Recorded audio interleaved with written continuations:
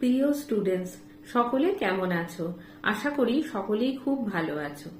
আজকে আমি লেখক মতি নন্দীর লেখা কোনি উপন্যাসের চতুর্থ পর্ব নিয়ে আলোচনা করব। এই চতুর্থ পর্ব নিয়ে আলোচনা করার আগে দেখে নেব যে আগের তৃতীয় পর্বের মধ্যে আমরা কি দেখেছিলাম। সেখানে আমরা দেখেছিলাম যে সাঁতারের প্রশিক্ষক ক্ষিতীশ সিংহকে তার জুপিটার ক্লাবের অন্যান্য সদস্যরা ষড়যন্ত্র করে তাকে সেই ক্লাব থেকে বিতাড়িত করেছে, সেই ক্লাব থেকে তাকে অপসৃত করেছে এবং সে তখন জুপিটার ক্লাব থেকে নিজের কাজে নিজের পদ থেকে ইস্তফা দিয়েছে এবং সেখান থেকে বেরিয়ে এসেছে। এবং বেরিয়ে আসার পর ভেলো তাকে বলেছে যে অ্যাপেলো ক্লাবে অংশগ্রহণ করবার জন্য, কিন্তু তাতে রাজি হয়নি ক্ষিতীশ সিংহ এবং অন্যান্য কোনো ক্লাবে যেতেও সে রাজি হয়নি, কারণ সে বলেছে যে এরপরে সে আসল কাজটা করবে। সেটা কি কাজ না, সে চ্যাম্পিয়ন সে তৈরি করবে, সাঁতারের চ্যাম্পিয়ন সে নিজের হাতে গড়ে তুলবে। শুধু এইরকম একজন মানুষের সে সাক্ষাৎ পেতে চায়, সেই জন্য সে তার অনুসন্ধান চালাবে। তা এইখানে আমরা দেখেছিলাম যে তৃতীয় পর্ব শেষ হয়েছে। এবার চলে আসি চতুর্থ পর্বতে। চতুর্থ পর্বে যাওয়ার আগে আমার যেটা বলার সেটা হলো আইসিএসসি এবং আইএসসি বোর্ডে বাংলা বিষয়ে যে কোনো রকম সাহায্য পাওয়ার জন্য আমার চ্যানেলটিকে তোমরা ফলো করো, ভালো লাগলে লাইক দিও আর সাবস্ক্রাইব করার অনুরোধ রইল। তাহলে চলো দেখে নিই এই চতুর্থ পর্ব। সকাল 8টা প্রায়। ক্ষিতীশ বাজার করে ফিরছে। জুপিটারে আর সে যায় না। সকাল বিকাল এখন তার কোনো কাজ নেই। অবশ্য বাজার করাটা তার নিত্যদিনের কাজগুলির অন্যতম। সে বাজারে যায় বাড়ির কাছের বস্তির সরু গলি দিয়ে, ফেরে সেন্ট্রাল অ্যাভিনিউতে চিলড্রেন্স পার্কটাকে ঘুরে অন্য পথ ধরে। তাহলে এখানে আমরা দেখছি যে সকাল 8টা ক্ষিতীশ বাজার থেকে ফিরছে এবং যেহেতু সে ওই তার নিজের চিফ ট্রেনার পদ থেকে জুপিটার ক্লাবে ইস্তফা দিয়ে এসেছে, সেই জন্য তার এখন হাতে প্রচুর অবসর রয়েছে। তার হাতে সেরকম কিছু কাজ নেই, কিন্তু বাজার করাটা তার একটা কাজ এবং সেই জন্য সে বাজারে যায় বাড়ির কাছে বস্তি সরু গলি দিয়ে আর ফেরে সেন্ট্রাল অ্যাভিনিউ চিলড্রেন্স পার্কটাকে ঘুরে অন্য পথ ধরে। আজ ফেরার পথে দেখলো পার্কে খুব ভিড়। বিশ্রাম চালাটায় টেবিল চেয়ার পাতা, লাউড স্পিকারে হিন্দি ফিল্মের গান বাজছে। হঠাৎ বন্ধ করে ঘোষণা হলো নেতাজি বালক সংঘের উদ্যোগে 20 ঘন্টা অবিরাম ভ্রমণ প্রতিযোগিতা। প্রতিযোগিতা শুরু হয়েছে কাল রাত 8টায়, শেষ হবে আজ বিকেল 4টে। তাহলে তিনি যখন ওই চিলড্রেন্স পার্কটা ঘুরে ফিরছিলেন তখন দেখলেন যে সেখানে খুব ভিড় এবং লাউড স্পিকারে বলা হচ্ছে যে সেখানে অবিরাম ভ্রমণ প্রতিযোগিতা হবে, অর্থাৎ এটা একটা হাঁটার প্রতিযোগিতা হবে এবং যে প্রতিযোগিতাটা শুরু হয়েছিল আগের দিন রাত 8টায় এবং শেষ হবে পরের দিন বিকেল 4টে, অর্থাৎ ক্ষিতীশ সিংহ যেদিন দেখছে সেই দিন বিকেল 4টেতে ওই হাঁটার প্রতিযোগিতা শেষ হবে। লাউড স্পিকারে অন্য একটা চাপা গলা শোনা গেল, এই শালা 4টায় কিরে বল, 4 ঘটিকায়। অ্যানাউন্স করতে হলে শুদ্ধ করে বলতে হয়। আচ্ছা, এখানে যে বলছে সেও যে কতটা বিচক্ষণ সেটা তার উচ্চারণ শুনেই বোঝা যাচ্ছে এবং সে একটা খারাপ শব্দ ব্যবহার করেছে এবং বলছে যে অ্যালাউন্স, কথাটা কিন্তু অ্যালাউন্স নয়, কথাটা হচ্ছে অ্যানাউন্স। তো যাই হোক, তার উচ্চারণে অনেক সময় অনেক ভুল আছে। যা লেখা আছে তাই তো পড়ছি, দে দে আমাকে মাইক দে। তা এরপর অন্য এক কণ্ঠে শোনা গেল প্রতিযোগিতা শুরু হইয়াছে কল্লোর রাত্রি ৮ ঘটিকায়। উদ্বোধন করেন অতীত দিনের খ্যাতকীর্তি ফুটবল খেলোয়াড় শ্রীকৃষ্ণপ্রসাদ মাইতি। প্রতিযোগিতা সমাপ্ত হইবে অদ্য বৈকাল ৪ ঘটিকায়। পুরস্কার বিতরণ করিবেন শ্রদ্ধেয় জননেতা ও আমাদের সংঘের প্রধান পৃষ্ঠপোষক শ্রী বিষ্ণুচরণ ধর মহাশয়। প্রতিযোগিতায় নেমেছিল ২২ জন প্রতিযোগী, ৮ জন অবসর নিয়েছে ইতিমধ্যে। তাহলে যে এই অ্যানাউন্সমেন্টটা করছে সে তার উচ্চারণেও কিন্তু অসংখ্য ভুল রয়েছে। কথাটা শ্রদ্ধেয় নয়, কথাটা হচ্ছে শ্রদ্ধেয়। আর প্রতিযোগিতা নয়, কথাটা হচ্ছে প্রতিযোগিতা। আর পৃষ্ঠপোষক নয়, কথাটা হলো পৃষ্ঠপোষক। এখানে ঘোষণা করা হচ্ছে যে প্রতিযোগিতা শুরু হয়েছে আগের দিন রাত ৮টায় এবং উদ্বোধন করেছেন একজন প্রাক্তন ফুটবল খেলোয়াড় যার নাম হলো শ্রী কৃষ্ণ প্রসাদ মাইতি। আর শেষ হবে পরের দিন বিকেল ৪টে। আর পুরস্কার দেবেন একজন শ্রদ্ধেয় জননেতা এবং তাদের সংঘের প্রধান পৃষ্ঠপোষক শ্রী বিষ্ণুচরণ ধর মহাশয়। এই বিষ্ণুচরণ ধর মহাশয়ের সঙ্গে তোমরা আগেও পরিচিত হয়েছ, যখন প্রথম পর্বে বারুণী উৎসবের দিনকে গঙ্গা স্নান করতে গিয়েছিল ক্ষিতি সিংহ। তখন গঙ্গার ধারে একজন ম্যাসাজ করাচ্ছিল এবং তারই নাম ছিল শ্রী বিষ্ণুচরণ। তো এখানে দেখা যাচ্ছে সে হলো একজন আসলে জননেতা এবং সংঘের পৃষ্ঠপোষক, নানা রকম টাকার অনুদান দিয়ে এই সব ছোটখাটো সংঘগুলোকে সে অর্থ সাহায্য করে। প্রতিযোগিতায় নেমেছিল ২২ জন প্রতিযোগী, এখানে এই প্রতিযোগিতায় ২২ জন নেমেছিল, ৮ জন অবসর নিয়েছে ইতিমধ্যে। ৮ জন আগেই কুইট করে দিয়েছে, আগেই না, ৮ জন এই প্রতিযোগিতায় খেলতে খেলতে হাঁটতে হাঁটতে ৮ জন অবসর নিয়ে নিয়েছে। আর বাকি টোটাল ২২ জন ছিল, তার মধ্যে ৮ জন বসে গেছে। ক্ষিতীশের চোখ হঠাৎ আটকে গেছে কঞ্চির মতো লম্বা নিকষ কালো একটি চেহারাতে। তাহলে ক্ষিতীশ একজনকে দেখছে যার চেহারাটা কিরকম, নিকষ কালো আর কঞ্চির মতো লম্বা। গোলাকৃতি পার্কটিকে ঘিরে রেলিং, তার থেকে ৬ হাত ভিতরে সিমেন্টের পথটা বের দিয়েছে মধ্যস্থলের ঘাসের জমিকে। প্রতিযোগীরা পথ ধরে হাঁটছে ক্লান্ত মন্থর গতিতে। অধিকাংশের বয়স ১৬-১৭। বৈশাখের ভয়ঙ্কর রোদ মাথায় নিয়ে তপ্ত সিমেন্টের ওপর ওদের সারা দুপুর হাঁটতে হবে। তাহলে আমরা এখানে দেখতে পাচ্ছি পার্কটা কিরকম না, মাঝখানে ঘাস, তার চারপাশে গোল করে হাঁটার রাস্তা এবং তার পাশে রেলিং। এখন প্রতিযোগীদের বয়স হচ্ছে ১৬-১৭, আর ওই বৈশাখ মাসে এই প্রতিযোগিতাটা হচ্ছে। এই ভয়ঙ্কর রোদের মধ্যে দিয়ে তাদের কিন্তু তপ্ত সিমেন্টের ওপর দিয়ে হাঁটতে হবে, তাই জন্য প্রতিযোগীরা খুব ক্লান্ত, অবসন্ন এবং মন্থর গতিতে চলছে, খুব ধীরে তারা আস্তে আস্তে চলছে। পরনে ঢিলে ফুল প্যান্ট, ঢলঢলে বুশ শার্ট, পায়ে হাওয়ায় চটি। চুলটা ছেলেদের মতো হলেও ঘাড়ের কিনারে পৌঁছে গেছে। রাস্তার মাঝ থেকে ক্ষিতীশ রেলিং এর ধারে সরে এলো। আর এখানে দেখো ওই কনিকে দেখতে পেয়েছে ক্ষিতীশ সিংহ এবং তার যে পোশাক, সেই পোশাকের বর্ণনা দেওয়া হয়েছে কনির। এবং কনি কিরকম পোশাক পরেছে না, ঢিলে ফুল প্যান্ট, ঢলঢলে বুশ শার্ট, পায়ে হচ্ছে হাওয়াই চটি এবং তার চুলটা ছেলেদের মতো ছোট করে ছাটা হলেও সেটা ঘাড় পর্যন্ত এসেছে। আর রাস্তার মাঝখান থেকে ক্ষিতীশ রেলিং এর দিকে আরো সরে এলো ভালো করে দেখবার জন্য। ক্ষিতীশের চোখ অনুসরণ করতে লাগলো শুধু একজনকেই। পার্কের মধ্যে শিশু ও বালকদেরই ভিড়। বয়স্করা রাস্তা দিয়ে চলতে চলতে শুধুমাত্র ঘাড় ফিরিয়ে তাকিয়ে চলে যাচ্ছে। প্রতিযোগীদের চোখে রাত্রি জাগরণ, ক্লান্তি ও ক্ষুধার চাপ। পার্কের চক্কর প্রায় ৭৫ মিটারের। ওদের কেউ কেউ চেনা লোকেদের দেখে শুকনো হাসছে, দু চারটে কথা বলছে।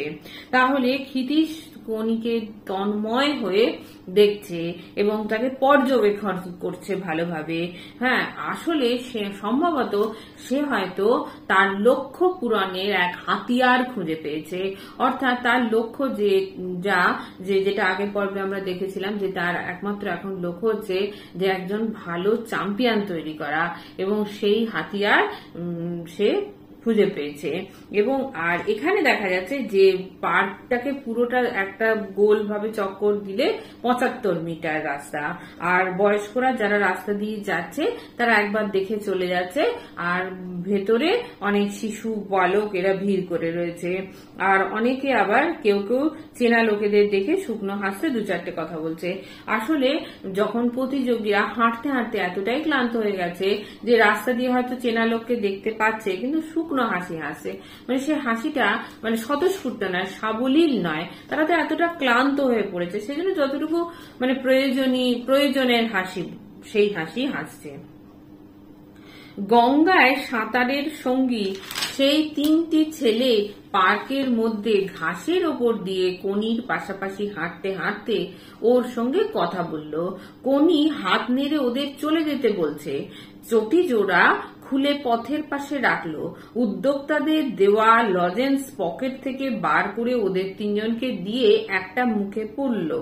হাঁটতে হাঁটতে সেই মুখের কাছে হাত তুলে জলপানের ইশারা করতেই নেতাজি বালক সঙ্গের একজন ছুটে গিয়ে তাকে এক গ্লাস জল দিয়ে এলো। 3-4 চক্করের পর আবার সে চটি পড়ল।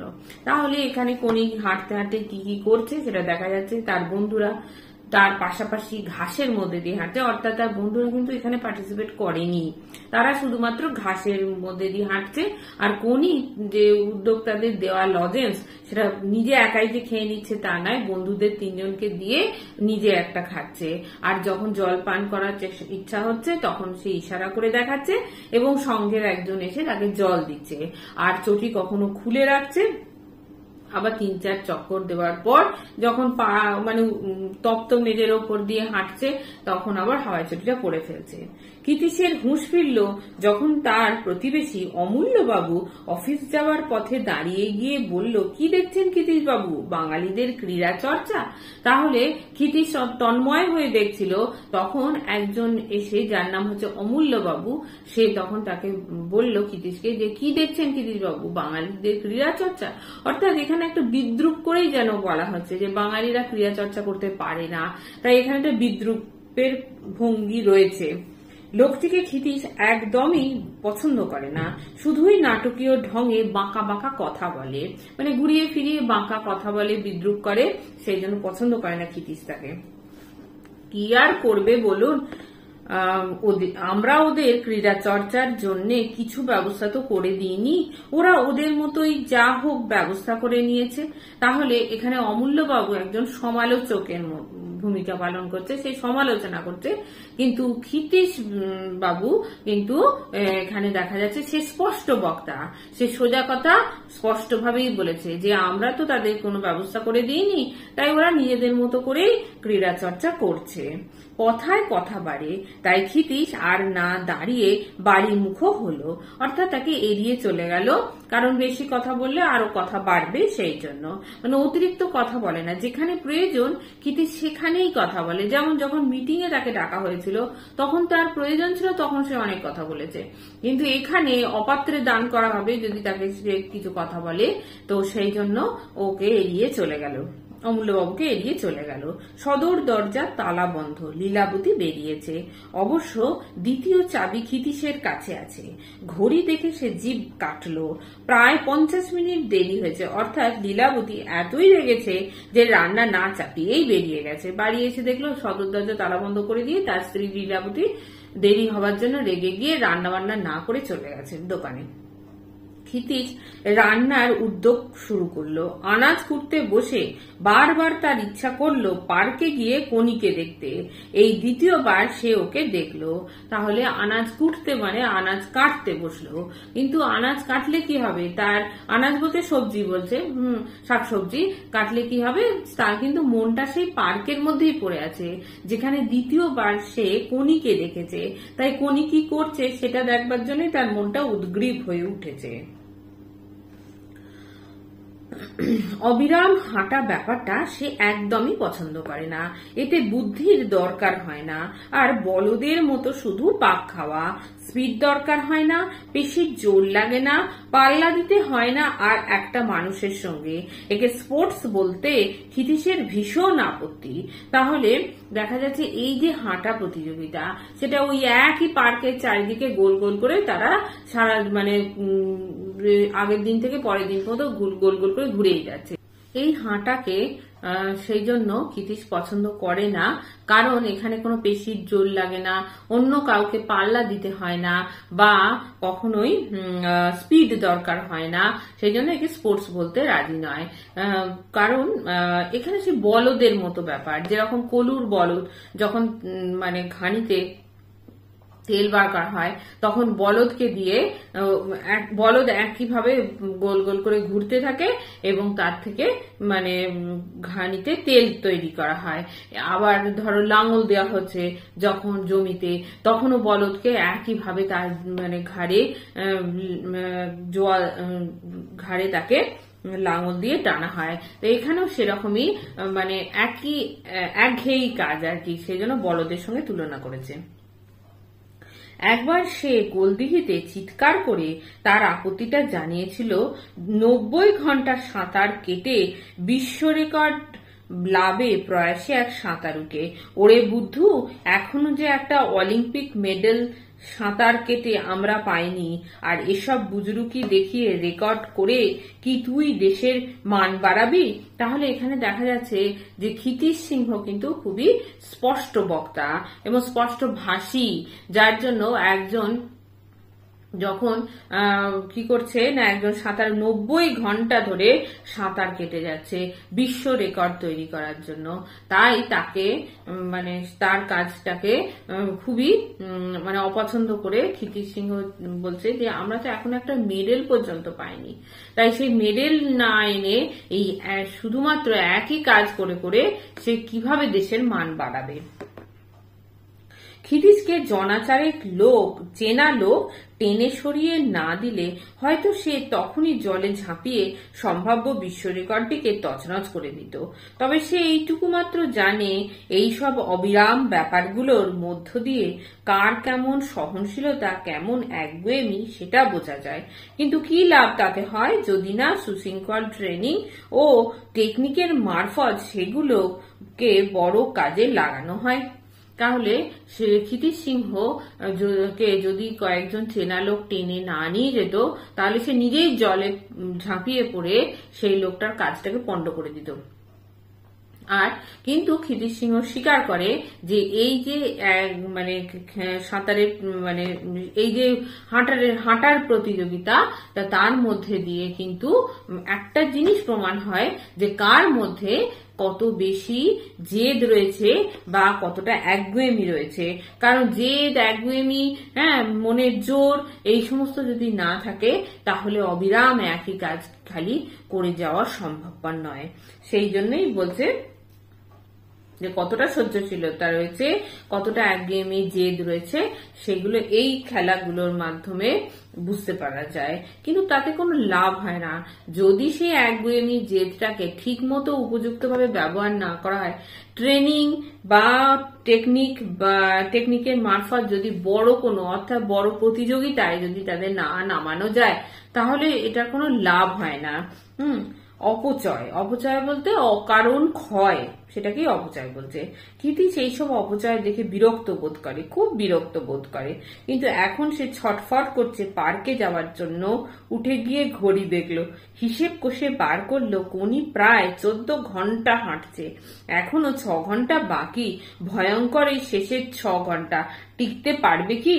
তাহলে কোনি 14 ঘন্টা হাঁটছে, হিসেব করে বার করলো, আর এখনো 6 ঘন্টা বাকি রয়েছে। তাহলে মোট 20 ঘন্টার হচ্ছে হাঁটার প্রতিযোগিতা। শেষের যে 6 ঘন্টা সেটা খুবই গুরুত্বপূর্ণ। তাই ও ভাবছে যে কোনি কি টিকতে পারবে না মাঝখানে বসে পড়বে, তাই ভাবছে।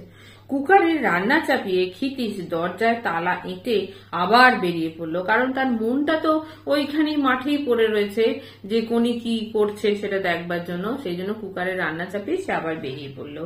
পার্কে দর্শকদের সংখ্যা ক্ষীণ, গাছের ছায়ায় কিছু আর বিশ্রাম চালায় উদ্যোক্তারা।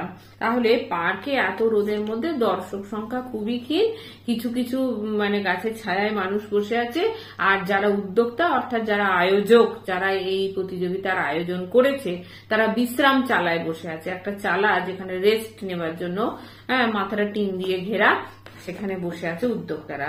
কোনি হাঁটছে, মাথায় ছেঁড়া বেতের টুপি। ক্ষিতিশ গুনে দেখলো ওরা 13 জন। একজন বসে গেছে। পার্কে ঢুকে সে একটা গাছের ছায়ায় দাঁড়ালো। কোনি যখন সামনে দিয়ে হেঁটে যাচ্ছে তখন সে তীক্ষ্ণ দৃষ্টিতে তাকাচ্ছে।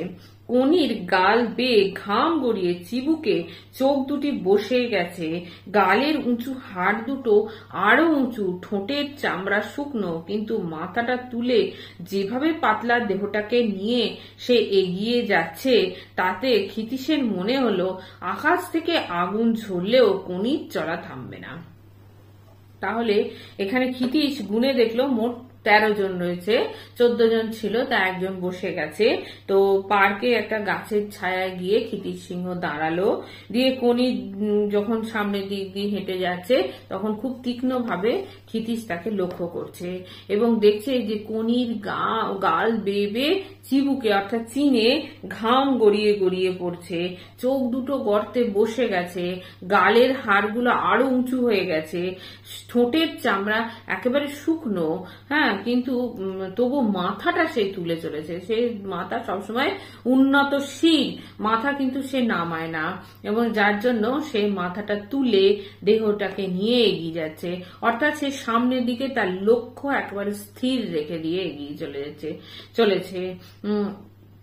ক্ষিতিশের মনে হলো আকাশ থেকে যদি আগুনও ঝরে পড়ে তাহলেও কিন্তু এই কোনি তার হাঁটা থামাবে না। অর্থাৎ এই লাইনটা থেকে আমরা বুঝতে পারি যে কোনির ভেতরে কতটা মানে জেদ, কতটা মনের জোর, লক্ষ্য পূরণের জন্য তার কতটা প্রচেষ্টা, এই সমস্ত মানে লক্ষ্য পূরণের পথে সে অবিচল, সেটাই এখানে দেখতে পাওয়া যাচ্ছে। তার ধৈর্য, এই সমস্ত প্রমাণ এখানে পাওয়া যায়। কেন মনে হলো ক্ষিতিশ তা ব্যাখ্যা করতে পারবে না, শুধু এইটুকুই সে বলবে একটা লোক নিজের সম্পর্কে কি ভাবে সেটা বোঝা যায় চলার সময় মাথাটা সে কেমন ভাবে রাখে তাই দেখে। অর্থাৎ একটা লোকের ভেতরে মানে কি ভাবছে সেটা বুঝতে পারা যায়, নিজের সম্পর্কে কি ভাবছে সেটা বোঝা যায় তার মাথাটা কিভাবে রেখেছে, কিভাবে চলছে মাথাটা রেখে, সেটা থেকে বোঝা যায়। মাথা কিন্তু এখানে কোনি নিচু করে হাঁটছে না, মাথাটা সবসময় উঁচু করে হাঁটছে, অর্থাৎ সামনের দিকে নিজের লক্ষ্যের দিকে এগিয়ে চলেছে। ক্ষিতিশ বাড়ি ফিরল 12টায়। লীলাবতী কথা বলছিল দোকানের দুটি মেয়ের সঙ্গে। ক্ষিতিশ দাঁড়িয়ে গিয়ে বলল, হাতিবাগানের ঘর কি হলো? অনেক টাকা সেলামি চায়, সম্ভব নয়। সে ঘরে ঢুকে গেল অন্যমনস্কের মতো। স্নান ও খাওয়া সেরে সে ঘন ঘন ঘড়ি দেখতে লাগলো। 3টে বাজার সঙ্গে সঙ্গে আবার বেরিয়ে পড়লো।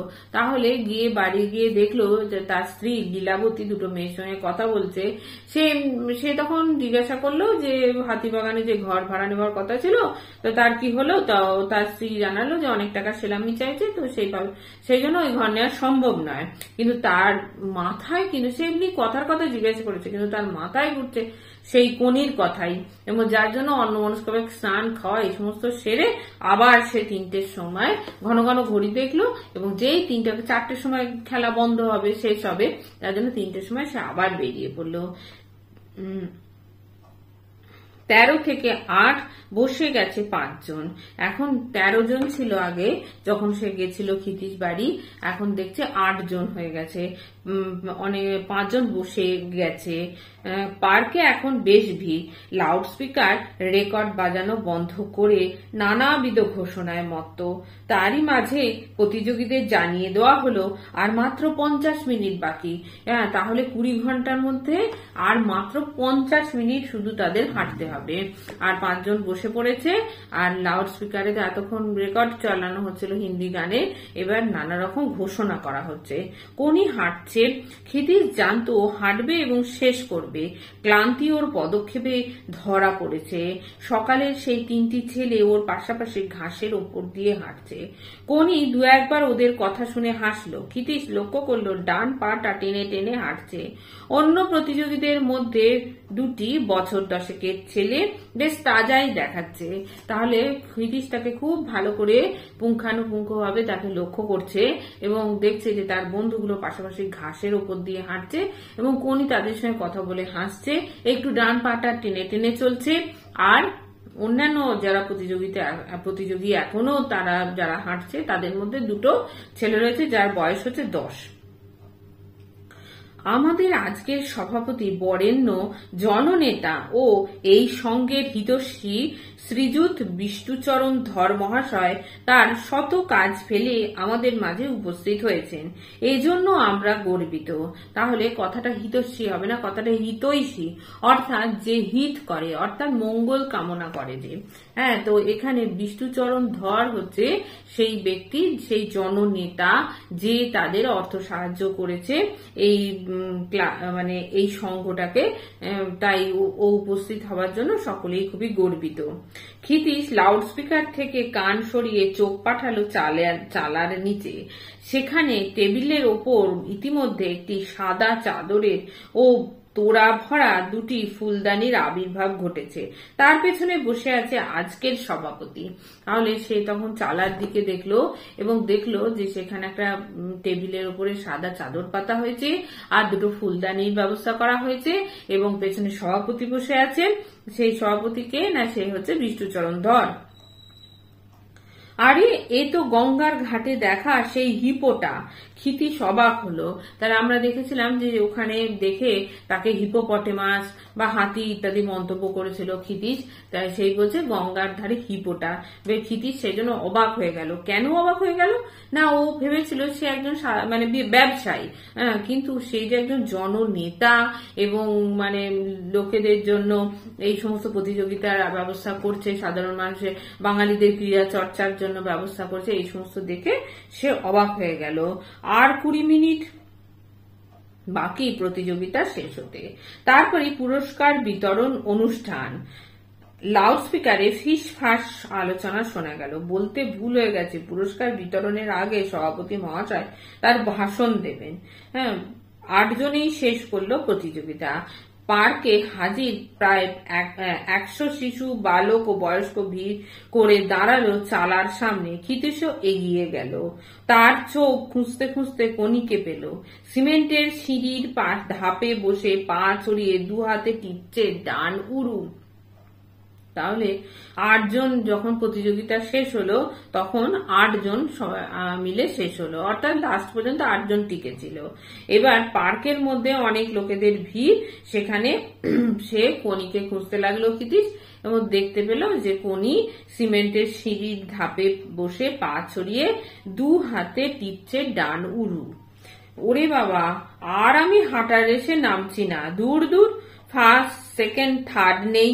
তোকে তো পই পই বলেছিলুম, নাম দিস না। আমি আর ভাদু একবার নেমেই টের পেয়ে গেছিলুম বোগাস ব্যাপার। কান্তি যে বলেছিল লোকেরা এসে পিন দিয়ে টাকা আটকে দেয় জামায়, কই দিল না তো, এসব ছোটখাটো কম্পিটিশনে দেয় না। তাহলে এখানে ওদের কথাবার্তা শুনতে পাচ্ছে ক্ষিতিশ এবং সেখানে বলছে, কে বলছে না, কোনি বলছে যে আমি আর এই ধরনের কোনো প্রতিযোগিতা অংশগ্রহণ করব না, কারণ সেখানে ফার্স্ট সেকেন্ড থার্ড এই সমস্ত কোনো ব্যাপার নেই। আর তখন অন্যান্য বন্ধুরা বলছে যে আমি আর ভাদু, অর্থাৎ আগে অন্যান্য বন্ধুরা এই ধরনের প্রতিযোগিতায় অংশগ্রহণ করেছিল, কিন্তু তারা বোগাস ব্যাপার বলছে এই প্রতিযোগিতাকে। তো কান্তি কনিকে বলেছিল যে জামাতে পিন দিয়ে টাকা আটকে দেওয়া হয়, এবং যার জন্য এখান থেকে বোঝা যাচ্ছে যে কনি কিন্তু মূলত এই টাকার জন্যই এই প্রতিযোগিতাটা অংশগ্রহণ করেছে, টাকা রোজগারের জন্য। তো একজন বলছে এইসব ছোটখাটো কম্পিটিশনে টাকা দেওয়া হয় না। তোকে বলেছে কোনি যদি ফ্রক পরে নামতো দেখতিস অন্তত 20-25 পেয়ে যেত, প্যান্ট শার্ট পরলে তো ওকে ছেলে দেখায়। তো একজন বলছে না, কোনি তো প্যান্ট শার্ট পরে আছে তাই অনেকে ছেলে ভেবেছে, সে যদি ফ্রক পরে এই প্রতিযোগিতা করতো তাহলে মেয়ে বলে অনেকে তাকে 20-25 টাকা, হ্যাঁ 20-25 টাকা তাকে দিয়ে দিত, ঘোড়ার ডিম দিত। এখানকার লোকেরাই কঞ্জুস, কঞ্জুস মানে কিপটে। না রে, ঠিকই বলেছে ভাদুটা, আমাকে প্যান্ট পরলে ছেলেদের মতোই তো দেখায়। এই দেখ তো চন্ডু, প্রাইজ ফাইজ কি দেবে? পুরো একদিন বাড়ির বাইরে, মা মেরে ফেলবে যদি কিছু হাতে করে না নিয়ে যাই। তাহলে তা ভাদু বলেছিল আগে যে কোনি যদি ফ্রক পরে আসতো তাহলে ও 20-25 টাকা পেয়ে যেত, কিন্তু একজন বলল যে না, ঘোড়ার ডিম দিত। আসলে এখানকার লোকেরা খুবই কঞ্জুস বলছে। তারপরে কোনি বলছে না, ভাদু ঠিক কথাই বলেছে যে প্যান্ট শার্ট পরলে কোনিকে ছেলেদের মতনই দেখতে লাগে। তারপরে সে চন্ডুকে বলছে যে কি প্রাইজ দেবে সেটা দেখতে, কারণ সে তো আগের দিন রাত্রি থেকে বাড়ির বাইরে, তাই মা তাকে খুবই বকবে, মারবে এরকম। তা যদি কিছু হাতে করে না নিয়ে যায়, অর্থাৎ কিছু যদি হাতে করে নিয়ে যায় তাহলে মা হয়তো কিছুটা হলেও খুশি হবে, বুঝতে পারবে যে সে সারা রাত প্রতিযোগিতায় অংশগ্রহণ করেছিল বলেই সে বাড়ি আসতে পারেনি। সেই জন্য বলছে যে কি প্রাইজ দেবে দেখ। লাউডস্পিকারে আনুষ্ঠানিক ঘোষণাগুলি শেষ হয়েছে। সভাপতি বিষ্ণুধর বক্তৃতা দিতে শুরু করেছে। ক্ষিতীশ হাত 5 দূরে দাঁড়িয়ে কোনিদের কথাবার্তা শুনছিল। এবার সে এগিয়ে এসে বলল, তুমি সাঁতার শিখবে? তাহলে বিষ্ণুধর তখন বক্তৃতা দিতে শুরু করেছে। তখন কোনির দিকে এগিয়ে এসে ক্ষিতীশ বলল, তুমি কি সাঁতার শিখবে? মুখটা তুলল সে, কাঁচা পাকা কদম ছাট চুলে ভরা মাথা আর পুরু লেন্সের পেছনে জলে দুটো চোখের দিকে একটু বিরক্ত ভাবেই তাকালো। তারপরে আবার সে নিজের পা টিপতে লাগলো। শিখবে সাঁতার? সাঁতার আমি জানি না। জানো না? ঝটকা দিয়ে চুল ঝাঁকিয়ে কোনি আবার মুখ তুলল। আপনি জানেন? হ্যাঁ জানি, আমি দেখেছি তোমায় গঙ্গায়। ও সাঁতার চলবে না, সাঁতার শেখার জিনিস। যা জানি তাতেই গঙ্গা এপার ওপার করতে পারি। শেখার আবার আছে কি? অনেক কিছু শেখার আছে, আমার দরকার নেই শিখে, যা জানি তাই যথেষ্ট। ক্ষিতীশের উপস্থিতিকে অগ্রাহ্য করে কোনি দাঁড়ালো, চেঁচিয়ে ডাকলো, এই গোপলা, শুনে যা। তাহলে ক্ষিতীশ তাকে বলছে যে তুমি কি সাঁতার শিখবে? তখন কোনি বলছে যে না, আমার যেটুকু জানি তাতেই আমার যথেষ্ট, আমি গঙ্গা পারাপার হতে পারি বলে ক্ষিতীশকে সেই সম্পূর্ণ অগ্রাহ্য করে গোপলাকে ডাকলো। টেবিলে স্তূপীকৃত নানাবিধ প্রাইজগুলোর দিকে তাকিয়ে থাকা খালি পা ছেঁড়া গেঞ্জির গায়ে বছর 12 একটি ছেলে এগিয়ে এলো। 12 বছরের একটা ছেলে গেঞ্জি পরা, সে এগিয়ে এলো। হ্যাঁ রে, মা কিছু বলেছে? যাও না বাড়িতে, পিটিয়ে তোমার চামড়া তুলে নেবে।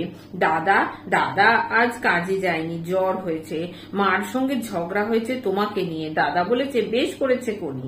ক্ষিতীশ ভাবলো আর একবার কোনির সঙ্গে কথা বলবে, কিন্তু ততক্ষণে কোনিকে ডেকে নিয়ে গেছে নেতাজি বালক সংঘের কর্মকর্তারা। প্রতিযোগীদের হাতে একটি করে খাবারের ঠোঙা দেওয়া হচ্ছে। তাহলে ক্ষিতীশ ভাবলো যে আবার একবার কোনির সঙ্গে কথা বলবে, কিন্তু তার আগে এই সংঘের অন্যান্য সদস্যরা তারা কোনিকে ডেকে নিয়ে যাচ্ছে এবং প্রতিযোগীদের হাতে খাবারের ঠোঙা দেওয়া হচ্ছে। এই যে শরীর, একে চাকর বানাতে হবে। ক্ষিতীশ ফিরে তাকালো বক্তৃতাকারীর দিকে।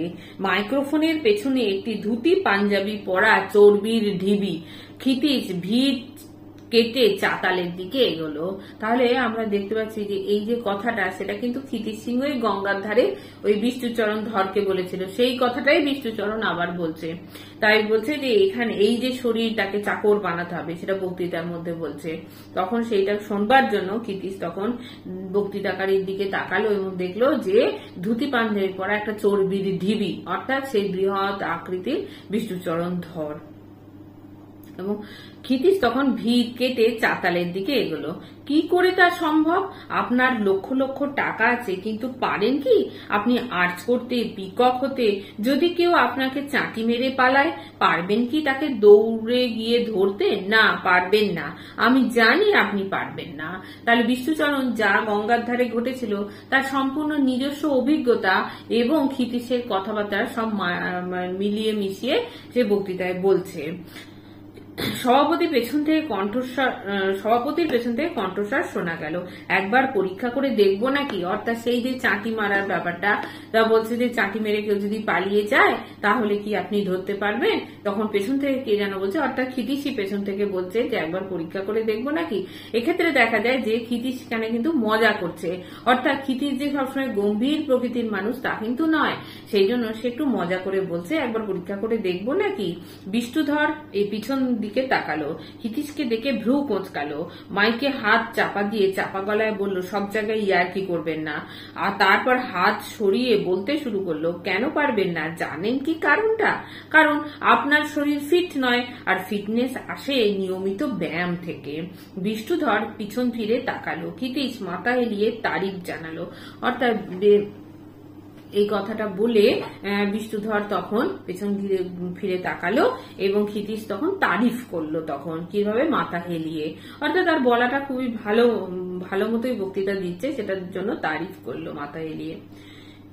ব্যায়াম সেই জন্যই সকলের করা দরকার, হাঁটাও একটা ব্যায়াম। তাই নেতাজি বালক সংঘের তরুণ কর্মীদের যারা দিনরাত পরিশ্রম করে আজকের এই প্রতিযোগিতাকে সফল করে তুলেছে তাদের বললাম, তোমরা হাঁটার ব্যবস্থা করো, আমি আছি তোমাদের সাথী। এটা সমাজসেবার কাজ, আমি থাকবো তোমাদের পাশে পাশে। অর্থাৎ সে বলছে যে আমি এই ক্লাবের লোকেদের বললাম যে তোমরা এই ব্যবস্থা করো, হাঁটার প্রতিযোগিতার ব্যবস্থা করো, আমি তোমাদের পাশে আছি। আগে আগে নেতৃত্ব দিতে হলে সামনে থাকতে হয়। আবার মজা করে ক্ষিতিশ বলল যে আপনি তো নেতৃত্ব দিচ্ছেন, তাহলে আপনি কেন পাশে পাশে থাকবেন, আপনি সামনে থাকবেন। বিষ্ণুধর পেছনে তাকিয়ে ভ্রু কোঁচকালো, তারপর মাথা হেলালো, পাশে পাশেই বা বলি কেন, আমি থাকবো আগে আগে। সমাজের কল্যাণের জন্য, মানুষকে সুস্থ সবল করার জন্য যখনই সংগঠন গড়ে উঠবে সবার আগে আমাকে ছুটে আসতেই হবে। ছোটার কথা চেপে যান। পেছন থেকে ফিস ফিস শোনা গেল, যদি কেউ বলে একটু ছুটে দেখান, তাহলে এখানে বলছে যে ও যে বলছে যে আমি সবসময় আপনাদের সাহায্যের জন্য ছুটে আসবো, তাই এখানে মজা করে ক্ষিতিশ বলছে যে ছোটার কথাটা কিন্তু একদমই চেপে যান, বলবেন না। কেউ যদি আবার বলে যে আপনি ছুটে দেখান, তাহলে তো সে ছুটতে পারবে না, সেই জন্যই বলছে। বিষ্ণুধর ঢোক গিলে বলল, কিন্তু ছুটেই বা আসবো কেন? মানুষ ছোটে কখন? যখন সে ভয় পায়, দিশেহারা হয়। কিন্তু জনগণ সহায় থাকলে আমি ভয় পাবো কেন? জনগণই পথ বলে দেবে, সুতরাং দিশেহারা হব কেন? না, আপনাদের আশীর্বাদ থাকলে আমি ভয় পাবো না, সঠিক পথেই আপনাদের সেবা, দেশের ও দশের সেবা করে যেতে পারবো। তাই আজ প্রতিযোগীদের এই কথা বলেই বক্তব্য শেষ করব। শরীরকে ফিট না রাখলে পরিশ্রম করতে পারবে না, পরিশ্রম না করলে দেশ গড়ে তুলতে পারবে না। তাই আজ যে প্রতিযোগিতার মধ্য দিয়ে তোমরা হাঁটা শুরু করলে, বিষ্ণুধর পকেট হাত ঢুকিয়ে হাত রাতে লাগলো। এই যে হাঁটা, এই হাঁটা জীবনের পথে, অর্থাৎ সে পকেটের মধ্যে হাত ঢুকিয়ে কিছু একটা খুঁজছে। বিষ্ণুধর অসহায় ভাবে পেছনে তাকালো, কিন্তু সেই জিনিসটা সে খুঁজে পেল না, তখন অসহায় ভাবে পেছনে তাকালো। ভুলে গেছেন? ঘাড় নেড়ে অসহায় ভাবে বিষ্ণুধর ফিসফিস করে বলল, রবি ঠাকুরের একটা পদ্য লিখে এনেছিলুম, পাচ্ছি না। সে একটা রবীন্দ্রনাথ ঠাকুরের একটা কবিতা লিখে এনেছিল এই বক্তৃতা দেওয়ার সময় পড়বে বলে, কিন্তু সেটা খুঁজেই পাচ্ছে না। বলুন, এই যে যাত্রা শুরু হলো ছোট্ট এই পার্কে, মাইক্রোফোনে গম গম করে উঠলো সভাপতির আবেগ ভরা কণ্ঠ, এই যে যাত্রা শুরু হলো ছোট্ট পার্কে, অর্থাৎ যা ওকে শিখিয়ে দিচ্ছে ক্ষিতিশ পেছন থেকে প্রম্পট করে, তাই বলছে। বিষ্ণুধর। ধীরে ধীরে তা বৃহত্তর জীবনের দিকে, সুখ সমৃদ্ধি ভরা জীবনের দিকে তোমাদের নিয়ে যাক। এই পার্ক পরিক্রমা রূপান্তরিত হোক বিশ্ব পরিক্রমায়। জয় হিন্দ। বিষ্ণুধর হুবহু বলে গেল ক্ষিতীশের প্রম্পট শুনে। শুধু জয় হিন্দের পর গলা কাঁপিয়ে যোগ করলো ইনকিলাব জিন্দাবাদ। অর্থাৎ ইনকিলাব জিন্দাবাদ হচ্ছে একটা বিপ্লবের জয় হোক। হ্যাঁ, এটা একটা মানে কথা যা বিপ্লবকে ঘোষণা করে, তাই বলছে বিপ্লবের জয় হোক। তো পুরস্কার দেওয়া হলো প্লাস্টিকের কিট ব্যাগ আর তোয়ালে পেল যারা 20 ঘন্টা সম্পূর্ণ করেছে। 16 ঘন্টার পরে যারা অবসর নিয়েছে তাদের শুধুই ব্যাগ, আর 12 ঘন্টার পরে যারা তাদের শুধুই তোয়ালে। কোনি পুরস্কার নিয়ে ব্যাগটা উল্টে পাল্টে দেখলো। সভাপতিকে নমস্কার জানানোর দরকারও মনে করলো না। খাবারের ঠোঙাটা ব্যাগের মধ্যে ভরে সে ভাইয়ের হাতে দিয়ে বলল, চ বাড়ি যাই, এটা মাকে দিতে হবে। এরপর আমরা দেখছি যে পুরস্কার দেয়া হচ্ছে, আর যারা 20 ঘন্টায় পুরোপুরি হেঁটেছে তাদের তোয়ালে আর কিট ব্যাগ দেওয়া হচ্ছে। আর 16 ঘন্টার পরে যারা অবসর নিয়েছিল তাদের শুধুই ব্যাগ, আর 12 ঘন্টার পরে যারা অবসর নিয়েছে তাদের শুধুই তোয়ালে। পুরস্কারটা নিয়ে কোনি কিন্তু এই বিয়েকে সভাপতিকে নমস্কারও জানানো না, কারণ কোনো সৌজন্য দেখাবার আর তার মধ্যে মানে সেই এত পরিশ্রম এত ক্লান্তি তার মধ্যে যে সৌজন্য দেখাবার মতো মানসিকতাও তার আর নেই। খাবারের ঠোঙাটা ভাইয়ের হাতে দিয়ে বলল, চল এটা গিয়ে মাকে দিতে হবে। ভাইয়ের কাঁধে হাত রেখে খোঁড়াতে খোঁড়াতে কোনি চলে যাচ্ছে। ক্ষিতীশ এক দৃষ্টে তাকিয়ে, মাথাটা উঁচু কঞ্চির মতো শরীরটা দুলছে। সঙ্গে ওর বন্ধু ভাদু আর চন্ডু। পার্ক থেকে বেরিয়ে ওরা ধীরে ধীরে দৃষ্টির বাইরে চলে যাচ্ছে। ক্ষিতীশের মনে হলো ওর বাড়ির ঠিকানাটা নিয়ে রাখলে হতো। তাহলে কোনি যখন চলে যাচ্ছে তখন কোনি চলে যাবার দিকে পথের দিকে ক্ষিতীশ তাকিয়ে রয়েছে এবং কোনির চরিত্রের প্রতি ক্ষিতীশ আকৃষ্ট হয়েছে এবং সে ভাবছে যে ওর ঠিকানাটা নিয়ে রাখলেই হতো। আপনাকে বেশদাদা ডাকছে। কে বেশদাদা? অন্য মনস্ক ভাবে ক্ষিতীশ বলল, আর যিনি সভাপতি। যে সভাপতি বিষ্ণুচরণের ডাকনাম হলো বেশদাদা। ক্ষিতীশকে দেখেই বিষ্ণুধর এক গাল হেসে বলল, ফিনিশিংটা সবাই বলছে দারুণ হয়েছে। তারপর কানের কাছে মুখ এনে ফিসফিস করে বলল, ইনকিলাব জিন্দাবাদটা অ্যাড করলুম। তার কারণ আছে, আমার প্রগ্রেসিভ নেচারটা বুঝিয়ে দেওয়া দরকার। চলুন চলুন, আমার গাড়ি রয়েছে, আপনাকে সব বলছি, আমার বাড়ি চলুন। তাহলে সে যে একজন ব্যবসায়ী ছিল বিষ্ণুধর, এবং সে শুধুমাত্র অশিক্ষিত ব্যবসায়ী নয়, যার জন্য সেটা সে কিন্তু শিক্ষিত, যার জন্য ইনকিলাব জিন্দাবাদ কথাটা বলার কারণ বলছে যে আমার প্রগ্রেসিভ নেচারটাকে বোঝাবার জন্য এই কথাটা আমি ইনকিলাব জিন্দাবাদ কথাটা বলেছি। তারপরে ওকে গাড়ি এনে তার বাড়িতে যেতে বলল। বিষ্ণুধর আগামী সাধারণ নির্বাচনে দাঁড়াবে, তাই এখন থেকেই সে তোড়জোড় শুরু করেছে। পাড়ায় পাড়ায় নানান ব্যাপারে টাকা দিয়ে অনুষ্ঠান করাচ্ছে, আর তাতে সভাপতি হয়ে বক্তৃতা দিচ্ছে। নির্দলীয় সমাজসেবক হিসেবে সে ভোট চাইবে। তাহলে আমরা দেখতে পাচ্ছি যে আগামী যে মানে ভোট হবে সেই ভোটের মধ্যে সে নির্দলীয় প্রার্থী হিসেবে, সমাজসেবক হিসেবে ভোটে দাঁড়াবে এবং সেই জন্য নানান ব্যাপারে, সে তো একজন বড় ব্যবসায়ী, সেই জন্য তার টাকার কোনো অভাব নেই এবং সেই জন্য সে নানা মানে অনুষ্ঠানে সে টাকা দিচ্ছে, তাদের সাহায্য করছে, বিভিন্ন সংঘকে সভাপতি হয়ে বক্তৃতা দিচ্ছে। আসলে সেই জনগণের সঙ্গে একটা সংযোগ স্থাপনের চেষ্টা করছে। হ্যাঁ, সেই জন্য মানে আমরা জানি যে সকলেই নাম প্রচার করতে চায়, এখানেও সে রাজনীতিতে এসে নাম প্রচার করতে চাইছে, যার জন্য এই কাজগুলো সে করছে।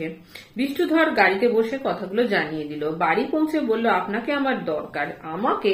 হ্যাঁ, আপনি আমার স্পিচ রাইটার হবেন, বক্তৃতা লিখে দেবেন, অবশ্য এজন্য টাকা দেব। রাজি?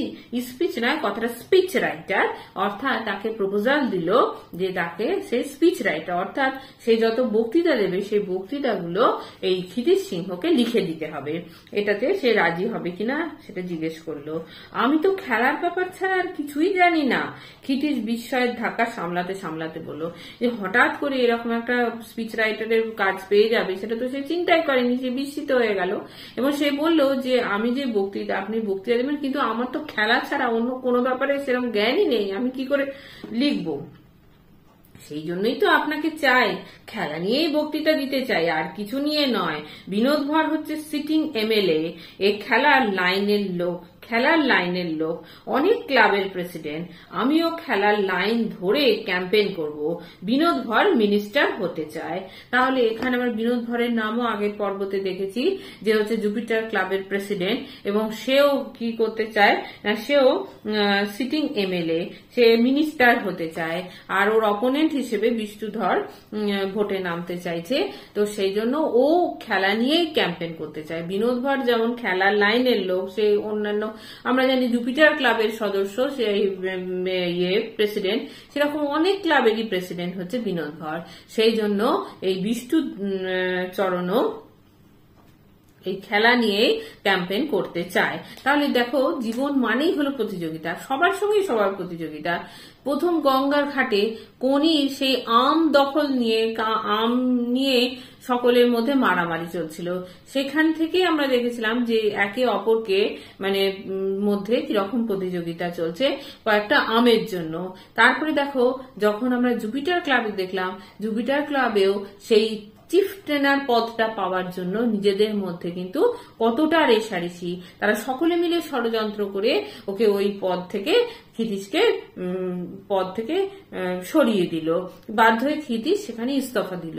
আবার এখানে বিষ্ণুচরণও দেখা যাচ্ছে যে বিনোদ ভারের সঙ্গে একটা প্রতিযোগিতা, সেটা হচ্ছে ভোট পাওয়ার প্রতিযোগিতা।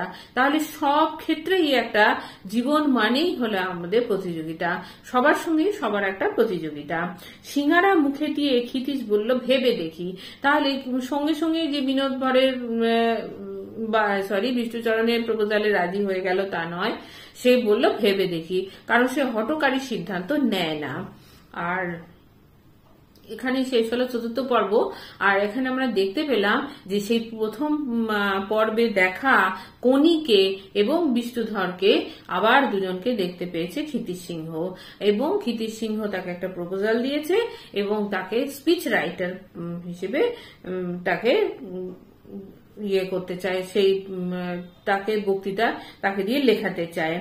আর এবং সর্বোপরি আমরা যেটা দেখতে পাই যে সে যে ক্ষিতীশ সিংহ যে একটা অনুসন্ধান চালাচ্ছিল, শিষ্য যাকে দিয়ে তার লক্ষ্য পূরণ করতে পারে, সেই অনুসন্ধান এবার তার শেষ হয়েছে। সে উপযুক্ত একজন মানুষকে খুঁজে পেয়েছে, কনিকে খুঁজে পেয়েছে, যাকে সে তার লক্ষ্য পূরণের হাতিয়ার হিসেবে পরবর্তীকালে ব্যবহার করতে পারবে। তারই একটা ইঙ্গিত আমরা এখানে পাচ্ছি। তাহলে এখানেই শেষ হলো ৪র্থ পর্ব, এবং পরবর্তী যে ভিডিওতে সেখানে আমরা কিন্তু মানে আলোচনা করব, এই প্রশ্ন উত্তর নিয়ে আলোচনা করব। তা তোমরা সেই ভিডিওর অপেক্ষায় থাকো। সকলে খুব ভালো থেকো।